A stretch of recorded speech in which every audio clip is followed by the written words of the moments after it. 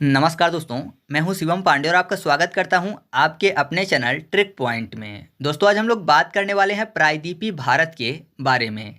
तो प्रायद्वीपीय भारत से संबंधित आपको ये पता चल जाएगा कि भारत में पठारों की उत्पत्ति कैसे हुई। साथ ही साथ आपको ये भी पता चल जाएगा कि भारत में हिमालय की उत्पत्ति कैसे हुई और मैदान की उत्पत्ति कैसे हुई। ठीक है, और यहाँ पर मुख्य रूप से हम लोग भारत के प्रमुख पठारों को पढ़ेंगे और जो प्रायद्वीपीय पठार की महत्वपूर्ण पहाड़ियाँ या फिर पर्वत हैं उनको भी आज हम लोग देखेंगे। तो ये वीडियो आपके लिए काफ़ी ज़्यादा महत्वपूर्ण है, तो आप इस वीडियो को पूरा जरूर देखिएगा। साथ ही साथ मैंने इंडियन ज्योग्राफी के 2 वीडियो पहले से अपलोड कर दिए हैं, तो उसकी लिंक आपको कमेंट बॉक्स में पिन की हुई मिल जाएगी। आप उन वीडियो को भी देख सकते हैं क्योंकि एग्जाम के लिए वो वीडियो भी काफ़ी ज़्यादा महत्वपूर्ण है और साथ ही साथ आपके नोट्स बनाने में काफ़ी ज़्यादा मदद भी आपको यहाँ से मिलने वाली है। तो देरी ना करते हुए चलिए इस वीडियो को शुरू करते हैं। तो सबसे पहले बात करते हैं प्रायद्वीपीय भारत की। तो जो प्रायद्वीपीय भारत है उसके बारे में आपको बता दूं कि पहले यहाँ पर नहीं था। अगर इसके स्टार्टिंग में प्रकाश डालें तो मैं आपको बता दूं कि प्रारंभ में जो पृथ्वी का समस्त महाद्वीपीय क्षेत्र था वो एक ही स्थान पर था, यानी पूरी की पूरी पृथ्वी स्टार्टिंग में एक ही स्थान पर थी, गोल गोल आकार की, जिसको बोला जाता था पैंजिया। ठीक है, अब क्योंकि पूरा महाद्वीपीय क्षेत्र जो था यानी पूरा जो पृथ्वी वाला क्षेत्र था वो एक ही स्थान पर था, इस कारण से जो समस्त महासागरीय भाग था वो भी एक ही स्थान पर था, तो उसका नाम था पैंथालासा। तो कुल मिलाकर याद रखिएगा कि जब स्टार्टिंग में पृथ्वी एक थी यानी सभी महाद्वीप एक थे तब उसको पैंजिया बोलते थे, और जब सभी महासागर एक थे तो उनको बोला जाता था पैंथालासा। ठीक है, इसके बाद क्या हुआ कि आज से लगभग 200 मिलियन वर्ष पहले जो पैंजिया था वो 2 भागों में टूट गया। ऊपर का जो भाग बना यानी उत्तरी भाग जो था उसको बोला जाता है अंगारा लैंड, और नीचे का जो भाग था यानी दक्षिणी भाग उसको बोला जाता है गोंडवाना लैंड।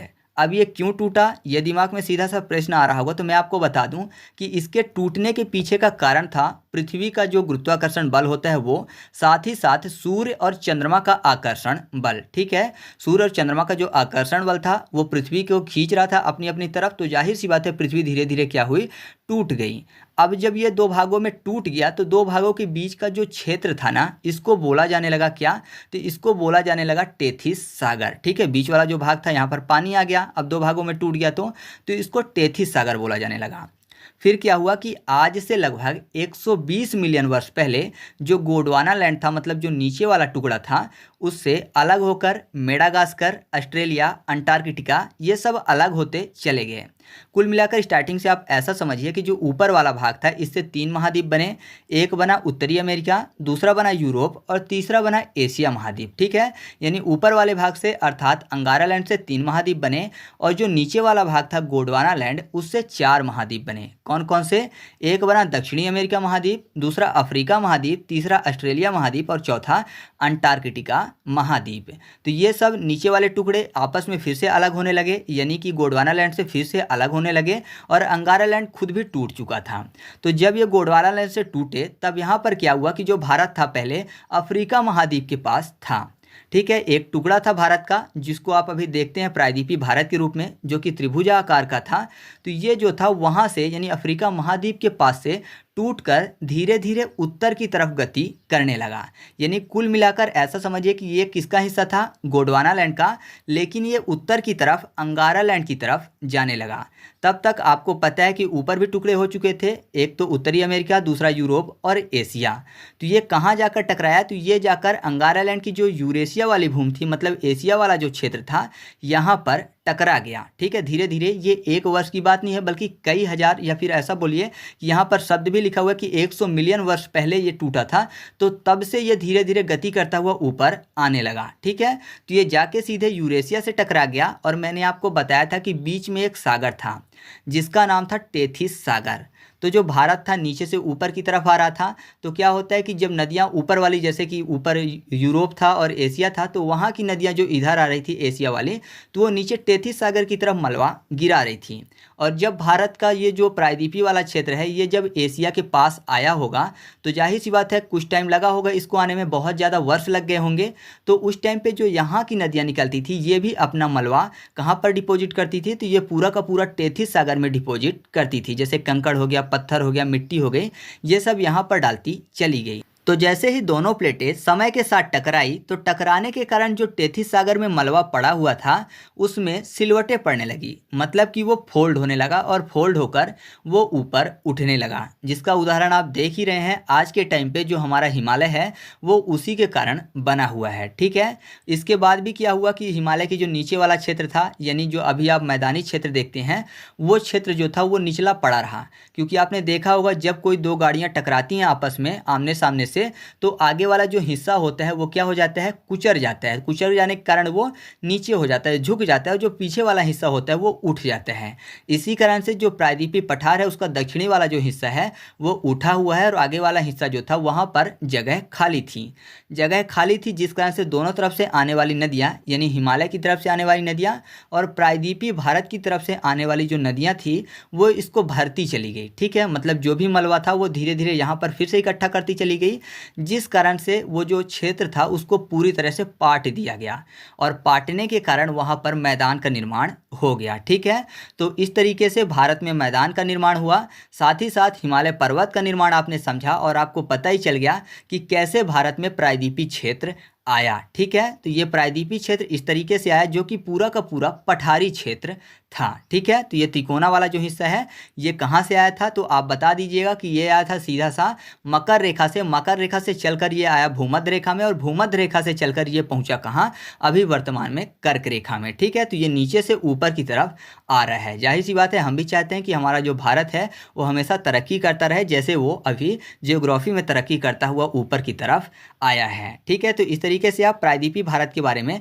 समझ चुके हैं। तो इस घटना से आपकी तीन चीज़ें क्लियर होनी है। पहला, हिमालय का निर्माण कैसे हुआ, दूसरा, मैदान का निर्माण कैसे हुआ, और तीसरा ये कि प्रायद्वीपीय जो पठार वाला क्षेत्र है वो कैसे यहाँ पर आया। तो तीन चीज़ें क्लियर हो गई। अब हम लोग प्रायद्वीपीय पठार के बारे में चर्चा करेंगे, क्योंकि हिमालय को हम लोगों ने पहले ही पढ़ लिया है और मैदान वाला जो वीडियो है आपको जल्दी ही मिल जाएगा। फिलहाल यहाँ पर हम लोग बात करेंगे प्रायद्वीपीय वाले क्षेत्र की, जिसमें हम लोग प्रायद्वीपीय पठार की चर्चा करते हैं। तो जो भारत का प्रायद्वीपीय पठार है ना, ये आप देख रहे हैं कि ये कैसा है, त्रिभुजाकार है। तो ये कह सकते हैं कि भारत का जो प्रायद्वीपीय पठार है यह एक अनियमित त्रिभुजाकार आकृति वाला भूखंड है।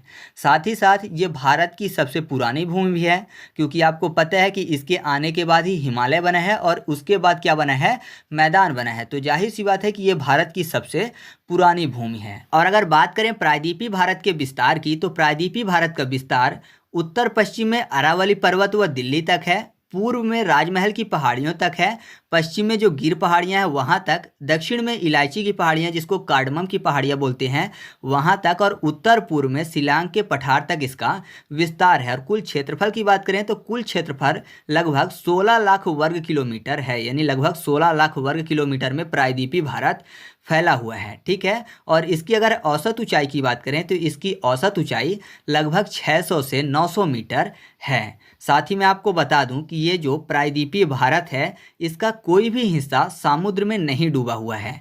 इसका कारण ये है कि इसके पूर्वी भाग में पूर्वी घाट पर्वत और पश्चिम भाग में पश्चिमी घाट पर्वत स्थित हैं, जैसे कि आप मैप में देख रहे हैं। इस कारण से प्रायद्वीपीय भारत का कोई भी हिस्सा जो है वो समुद्र में नहीं डूबा हुआ है। ठीक है, और अगर इसके ढाल की बात करें कि जो प्रायद्वीपीय भारत है इसका ढाल कहाँ की तरफ है, तो जो उत्तर वाला भाग है, उत्तर वाला भाग आपको पता चलेगा क्योंकि बीच से जो नर्मदा नदी निकलती है ये इसको यानी प्रायद्वीपीय भारत को दो भागों में विभाजित करने का काम करती है। तो ऊपर वाला जो भाग होगा यानी उत्तरी भाग, इसका जो ढाल है ये पूर्व की तरफ है। ठीक है, जो कि सोन नदी है, चंबल नदी और दामोदर नदी है, इनके प्रवाह से स्पष्ट होता है कि इसका ढाल किधर है, पूर्व की तरफ है।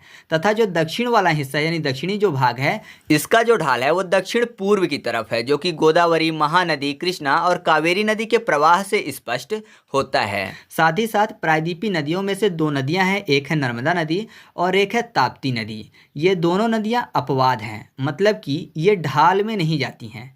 क्यों नहीं जाती हैं ढाल में? क्योंकि ये अपने भ्रंश में बहती हैं। भ्रंश मतलब इनकी एक दरार है, क्योंकि आपको पता है कि भारत कहाँ से आया है, मकर रेखा से, और आके किससे टकराया है, तो आप बता सकते हैं कि ये जाके एशिया से टकरा गया है। अब कोई चीज़ टकराएगी तो जाहिर सी बात है कि बीच में दरार भी पड़ेंगी, है ना, जहाँ से कमज़ोर होगा वहाँ से दरारें पड़ जाएंगी। तो दरार जो है उससे नर्मदा नदी भी निकलती है और एक दरार से ताप्ती नदी निकलती है। तो दरार में होने के कारण ये ढाल की तरफ ना जाके जिधर दरार है उधर बहती हुई चली जाती हैं। तो ये जो नदियाँ हैं ये अपवाद हैं, ये सीधा का सीधा जाके अरब सागर में गिरती हैं, मतलब कि पश्चिम में जाकर गिरती हैं, ये ढाल में नहीं जाती। ठीक है, तो ये चीज़ आपको क्लियर होनी चाहिए। साथ ही मैं आपको बता दूं कि जो प्रायद्वीपीय भारत है इसको पठारों का पठार भी कहा जाता है। क्यों कहा जाता है? क्योंकि पठार के अंदर कई सारे पठार हैं, यानी प्रायद्वीपीय भारत जो है पूरा का पूरा पठार है और इसके अंदर भी कई सारे पठार हैं जो कि आगे हम लोग जब वर्गीकरण करेंगे तो उसमें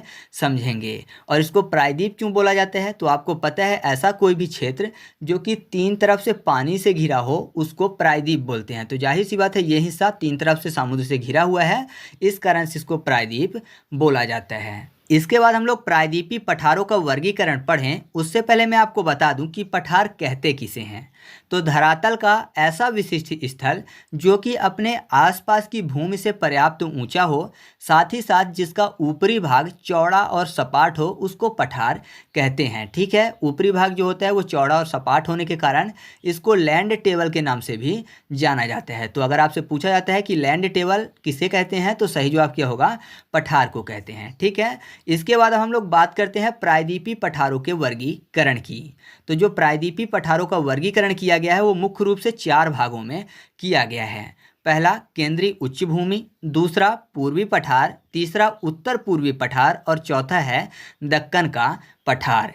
इसके अलावा भी हम लोग प्रायद्वीपीय जो क्षेत्र है यानी प्रायद्वीपीय भारत पढ़ रहे हैं तो पठार के अलावा भी जितनी भी चीज़ें हैं उनको भी हम लोग इस वीडियो में कवर करेंगे, जैसे कि दक्षिण का पर्वतीय क्षेत्र, पूर्वी घाट, पश्चिमी घाट, और जब पठार कवर ही कर रहे हैं तो एक पठार और बचता है जो कि प्रायद्वीपीय पठार का हिस्सा नहीं है, वो है लद्दाख का पठार। इसके बारे में हम लोग चर्चा कर लेंगे। तो इतनी चीज़ें हम लोग आगे देखने वाले हैं।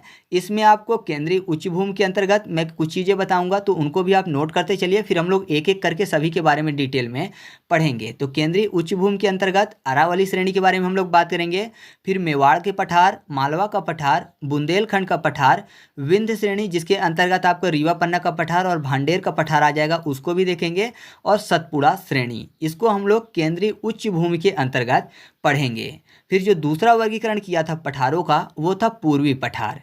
इसके अंतर्गत हम लोग बघेलखंड का पठार पढ़ेंगे, छोटा नागपुर का पठार पढ़ेंगे, फिर राजमहल की पहाड़ियाँ, गड़जात पहाड़ी, महानदी बेसिन जिसको हम लोग छत्तीसगढ़ बेसिन भी बोल सकते हैं, या फिर छत्तीसगढ़ का पठार, तो उसके बारे में हम लोग चर्चा करेंगे। और एक है दंडकारण्य का पठार जिसको बस्तर का पठार भी बोलते हैं, तो वो भी पूर्वी पठार के अंतर्गत हम लोग अध्ययन करेंगे।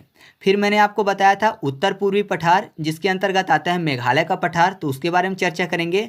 फिर दक्कन का जो पठार था उसके अंतर्गत तीन आते हैं, एक आता है दक्कन ट्रैप जिसको महाराष्ट्र का पठार भी बोल सकते हैं, दूसरा आता है कर्नाटक का पठार, तीसरा आता है आंध्रा का पठार जिसको तेलंगाना का पठार, या फिर दूसरा नाम भी दिया जाता है इसको, वो बोला जाता है रॉयल सीमा। ठीक है, या फिर रॉयल सीमा का पठार। तो इनके बारे में हम लोग चर्चा करेंगे। बाकी मैंने आपको बता दिया कि दक्षिण के पर्वतीय क्षेत्र, पूर्वी घाट, पश्चिमी घाट और लद्दाख का जो पठार है उसके बारे में चर्चा करेंगे। ठीक है, तो इस तरीके से पठारों का वर्गीकरण किया जाता है। अब पठारों के वर्गीकरण करने के बाद इनको हम लोग एक एक करके डिटेल में चर्चा कर लेते हैं। तो सबसे पहले हम लोग बात कर लेते हैं केंद्रीय उच्च भूमि में से अरावली पर्वत श्रेणी की। जो अरावली पर्वत श्रेणी है इसका विस्तार उत्तर पूर्व में दिल्ली रिज से लेकर दक्षिण पश्चिम में गुजरात के पालनपुर तक लगभग 800 किलोमीटर में है। आपने सुना होगा रायसीना हिल का नाम, जहां पर राष्ट्रपति भवन स्थित है, वो भी इसी का हिस्सा है। ठीक है, ये जो अरावली पर्वत श्रेणी है ये प्राचीनतम मोड़दार अवशिष्ट पर्वत का एक महत्वपूर्ण उदाहरण है जो राजस्थान बांगर वाला क्षेत्र है उसको केंद्रीय उच्च भूमि से अलग करता है। जैसे आप मैप में देख रहे हैं तो राजस्थान का ये जो बांगर ऊपर वाला जो क्षेत्र है इसको केंद्रीय उच्च भूमि से अलग करने का काम भी करते हैं। अगर बात करें इसके उत्पत्ति की तो इसकी उत्पत्ति प्री कैब्रियन काल में हुई थी, और जो अरावली पर्वत है इसकी अनुमानित आयु लगभग 570 मिलियन वर्ष पहले मानी जाती है। ठीक है, तो इसकी जो आयु है वो कितनी है? 570 मिलियन वर्ष है, यानी ये भारत की सबसे पुरानी पर्वत श्रेणी है। ठीक है, अगर बात करें कि अरावली जो संरचना है वो पश्चिम भारत में किसका कार्य करती है, तो आपको पता होगा कि जो अरावली संरचना है वो पश्चिम भारत में मुख्य जल विभाजक का कार्य करती है। जो राजस्थान के मैदान के अपवाह क्षेत्र को गंगा के मैदान के अपवाह क्षेत्र से अलग करने का काम करती है। ठीक है, मतलब जो राजस्थान का जो रेतीला वाला क्षेत्र है उसको गंगा वाले क्षेत्र से अलग करने का काम करती है। साथ ही साथ यह पूर्व में अपेक्षाकृत अधिक वर्षा वाले क्षेत्र को पश्चिम में शुष्क व अर्ध शुष्क क्षेत्र से अलग करने का काम भी करती है। मतलब पूर्वी भाग में जहाँ पर ज़्यादा वर्षा होती है, केंद्रीय उच्च भूमि वाला हिस्सा, क्योंकि ये ऊपर की तरफ जाता है तो ये केंद्रीय उच्च भूमि का जो पूर्वी वाला हिस्सा है तो यहाँ पर ये अधिक वर्षा होती है, तो इसको राजस्थान वाले यानी ऊपरी भाग में यहाँ पर जहाँ पर राजस्थान में रेत पाई जाती है तो इससे अलग करने का काम करती है। ठीक है, तो क्या होता है कि इसी पर्वत के कारण जो रेतीला हिस्सा है वो आगे नहीं बढ़ पाता है। ठीक है, तो ये चीज़ भी आप याद रखिएगा। इसके अलावा यहाँ पर निकलने वाली एक जो लूनी नदी है वो राजस्थान बांगर और थार मरुस्थल से होते हुए गुजरात के कच्छ के रण में विलीन हो जाती है। मतलब ना तो ये किसी नदी से मिलती है और ना ही समुद्र से मिलती है, इस कारण से इसको अंतः स्थलीय नदी भी बोला जाता है। साथ ही साथ इसको साल्ट नदी के नाम से भी जाना जाता है, क्योंकि इसका जो पानी है कहीं कहीं नमकीन भी है, इस कारण से इसको साल्ट नदी के नाम से भी जाना जाता है। इसकी दो महत्वपूर्ण सहायक नदियाँ हैं जो कि अरावली से ही निकलती हैं, एक है जवाई नदी और एक है सुकरी नदी। ठीक है, तो इनका भी नाम याद रखिएगा, ये लूनी नदी की महत्वपूर्ण सहायक नदियां हैं। ठीक है, इस क्षेत्र में अगर बात करें खनिज संसाधनों की तो यहाँ पर तांबा, सीसा, जस्ता, अभ्रक और चूना पत्थर जैसे कई सारे संसाधनों के भंडारण पाया जाता है। ठीक है, और अरावली जो पर्वत श्रृंखला है इसका सर्वोच्च शिखर गुरु शिखर है जो कि आबू पहाड़ी पर स्थित है। यहीं पर प्रसिद्ध जैन स्थल जिसका नाम है दिलवाड़ा जैन मंदिर वो भी स्थित है। तो इस चीज़ को आप याद रखिएगा। प्रमुख रूप से एग्जाम में कई बार पूछा जाता है कि जो अरावली पर्वत है उसका सर्वोच्च शिखर कौन सा है, तो सही जवाब क्या होगा, गुरु शिखर होगा। ठीक है, तो ये चीज़ आपको इसके संबंध में याद रखनी है, अरावली पर्वत श्रेणी के संबंध में। इसके बाद हम लोग बात कर लेते हैं मेवाड़ के पठार की। जो मेवाड़ का पठार है इसका विस्तार राजस्थान व मध्य प्रदेश में है। ठीक है, मतलब दो जगह पे है, राजस्थान और मध्य प्रदेश में। जो मेवाड़ का पठार है जैसे कि आप मैप में देख रहे हैं, ये अरावली पर्वत को मालवा के पठार से अलग करता है, क्योंकि बीच में है दोनों के, तो जाहिर सी बात है उनको अलग करने का काम करेगा। ठीक है, और यहाँ से यानी अरावली पर्वत से निकलने वाली जो बनास नदी है यह उसके अपवाह क्षेत्र में आता है। ठीक है, मतलब जो बनास नदी है यहीं से गुजरती है, उसका जो पानी है यहीं पर उपयोग ज़्यादातर किया जाते हैं। जो बनास नदी है ये चंबल नदी की महत्वपूर्ण सहायक नदी मानी जाती है। ठीक है, और साथ ही साथ मेवाड़ के पठार के बारे में आप ये भी याद रखिएगा कि जो मेवाड़ का पठार है इसको राजस्थान उच्च भूमि के नाम से भी जाना जाता है। ठीक है, अगर आपसे पूछा जाता है कि राजस्थान उच्च भूमि के नाम से किसे जाना जाता है तो सही जवाब क्या होगा, मेवाड़ का पठार। ठीक है, और मेवाड़ के पठार में नॉर्मली काली मिट्टी पाई जाती है, और काली मिट्टी के कारण आपको पता ही है कि यहाँ पर कपास, चना, दलहन, तिलहन आदि फसलों की काफ़ी ज़्यादा मात्रा में उत्पादन किया जाता है। ठीक है, वैसे जो नॉर्मली मेवाड़ का पठार है ये मालवा के पठार का ही हिस्सा है। ठीक है, उसी के क्षेत्रीय नामों को विभाजन कर दिया गया है, तो मेवाड़ का पठार हो गया है। आप उधर देखेंगे तो बुंदेलखंड का पठार हो जाएगा। तो ये सब के सब वैसे तो मालवा के पठार के ही हिस्से हैं, तो जैसे मालवा के पठार में मिट्टी पाई जाएगी सेम उसी प्रकार यहाँ भी मिट्टी पाई जाएगी। ठीक है, बाकी ये क्षेत्रीय विभाजन कर दिया गया है जिनको हम लोग अलग से पढ़ रहे हैं, मेवाड़ का पठार। ठीक है, इसके बाद हम लोग बात कर लेते हैं मालवा के पठार की। इसके अगर विस्तार की बात करें तो इसका विस्तार पश्चिम में मेवाड़ के पठार से लेकर पूर्व में बुंदेलखंड व बघेलखंड तक तथा उत्तर में ग्वालियर पहाड़ी क्षेत्र से लेकर दक्षिण में विंध्यन संरचना तक है। और अगर बात करें कि किस राज्य में फैला हुआ है तो मालवा का जो पठार है ये मध्य प्रदेश और राजस्थान में फैला हुआ है। इसकी जो ढाल है वो उत्तर की तरफ अर्थात गंगा नदी तंत्र की तरफ है। मतलब यहाँ से जो नदियाँ निकलती हैं वो पूरी की पूरी गंगा नदी तंत्र में जाकर शामिल हो जाती हैं। यह दरारी मतलब फिसर उद्भेदन से निकले लावा से निर्मित है। ये जो पूरा का पूरा पठार है ये दरारी उद्भेदन से निकले लावा से बना हुआ है।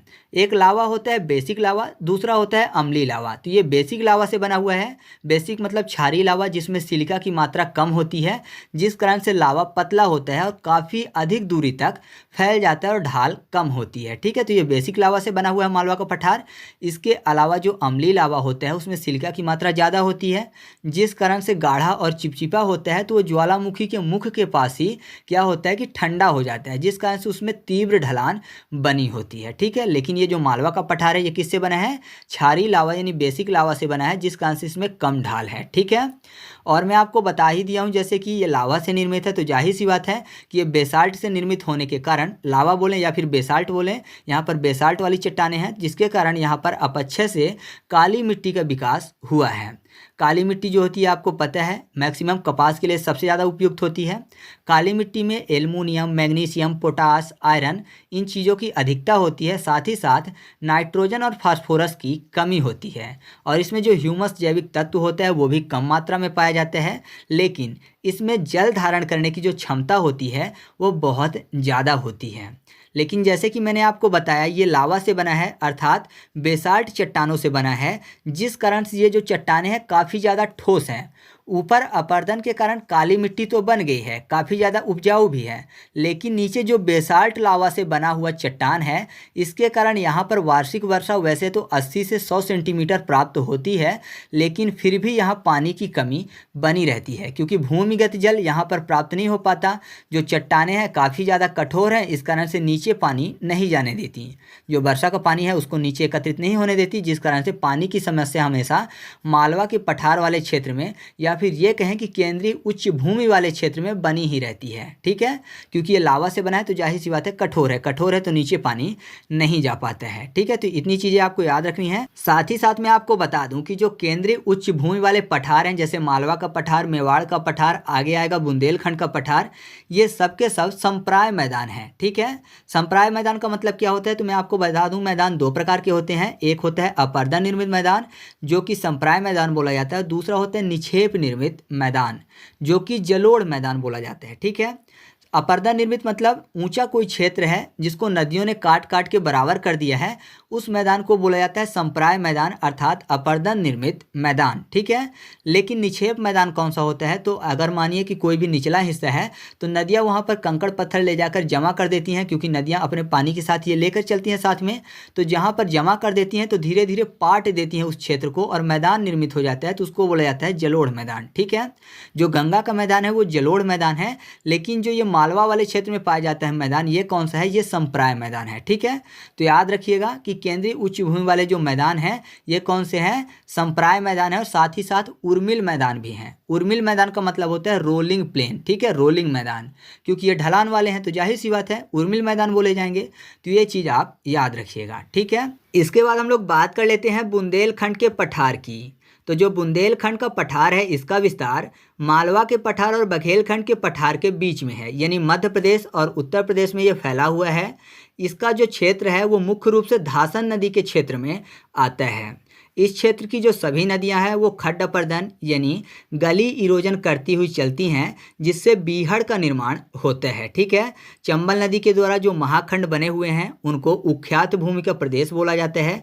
उख्यात भूमि मतलब बैडलैंड बोला जाता है। ठीक है, क्या होता है कि यहाँ पर नदियाँ काफ़ी स्पीड से नीचे जाती हैं, जिस कारण से क्या होता है कि यहाँ पर नालियाँ की तरह मतलब नाली बन जाती है, एक एक करके कई सारी नालियाँ बन जाती हैं, तो बीच में यहाँ पर डाकू रहा करते थे, जिस कारण से इसको बैडलैंड बोला जाता है। ठीक है, यही है चंबल के डाकू वाला क्षेत्र, बीहड़ वाला क्षेत्र, यहीं पर डाकू पहले पाए जाते थे। तो यहाँ पर क्या होता है कि नालियाँ बन जाती हैं, गहरी गहरी नालियाँ, कई सारी नदियाँ कई भागों में बट जाती है, तो उसी को बोला जाता है क्या? बीहड़ या फिर उख्यात भूमि। ठीक है, और जो बुंदेलखंड का पठार है ये मुख्य रूप से नीस और ग्रेनाइट चट्टानों के अपर्दन व अपक्षय से बना हुआ है, जिस कारण से इसके ऊपरी भाग में लाल मृदा पाई जाती है। नीचे कौन सी चट्टान है तो नीस और ग्रेनाइट चट्टान है, और ऊपर इसका अपर्दन हो चुका है, जिस कारण से लाल मिट्टी पाई जाती है। ठीक है, तो ये चीज़ें आपको इसके संबंध में याद रखनी है। इसके बाद हम लोग बात कर लेते हैं विंध्य श्रेणी की। जो विंध्य श्रेणी है इसका विस्तार गुजरात के जोबट हिल से बिहार के कैमूर हिल तक है।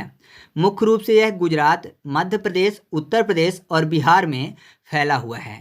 इसकी अगर लंबाई की बात करें तो लगभग 1200 किलोमीटर लंबी है, और औसत ऊंचाई की बात करें तो ये लगभग 400 से 650 मीटर ऊंचा है। ठीक है, अगर इसके सर्वोच्च शिखर की बात करें तो विंध्य श्रेणी का सर्वोच्च शिखर गुडविल पीक है, यानी सद्भावना शिखर, जो कि 775 मीटर ऊंचा है। विंध्य श्रेणी के दक्षिण में नर्मदा घाटी है, जो कि इसे सतपुड़ा पर्वत से अलग करती है। जैसे आप मैप में देख रहे हैं तो ये जो है यहाँ पर नर्मदा घाटी है, जो कि इसको विंध्य श्रेणी को सतपुड़ा श्रेणी से अलग करता है। ठीक है, विंध्य श्रेणी जो है वह कई पहाड़ियों के एक पर्वत श्रेणी है। इसमें कई सारी पहाड़ियाँ हैं, जैसे कि विंध्याचल पहाड़ी हो गई, कैमूर पहाड़ी, पारसनाथ, पन्ना, सोनपुर। ये इसकी अलग अलग पहाड़ियाँ, मतलब ये आगे चलकर पूर्व दिशा में अलग अलग पहाड़ियों में विभक्त हो जाती है। ठीक है, ये इसी पर्वत श्रेणी के क्रम हैं। साथ ही साथ मैं आपको बता दूं कि जो विंध्य श्रेणी है ये अवसादी चट्टानों से बना हुआ है, यानी ये बोल सकते हैं कि लाल बलुआ पत्थर और चूना पत्थर से बना हुआ है, जिस कारण से यहाँ पर धात्विक खनिज का अभाव है।